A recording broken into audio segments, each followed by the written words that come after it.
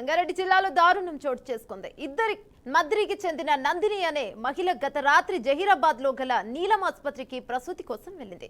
అక్కడ డెలివరీ అయిన నందినికి పాప పుట్టింది. అయితే పాప ఆరోగ్యం బాగానే ఉండగా తల్లికి మాత్రం సమస్య ఉందని అక్కడి డాక్టర్లు సంగారెడ్డి వెల్నెస్ ఆసుపత్రికి రిఫర్ చేశారు. 2 గంటల ప్రాంతంలో వెల్నెస్ హాస్పిటల్ కు వెళ్ళగా వైద్యులు లేక సుమారు 3 గంటల పాటు నిరీక్షించారు. తెల్లవారుజామున 6 గంటల ప్రాంతంలో వైద్యుడు రాగా ఎమర్జెన్సీ వార్డుకు తరలించారని బంధువులు తెలిపారు.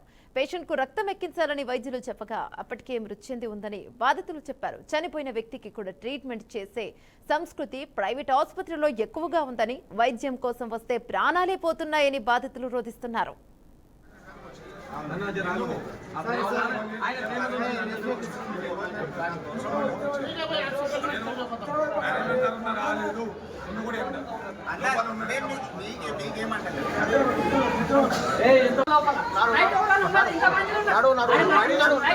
మనం చెప్తున్నప్పుడు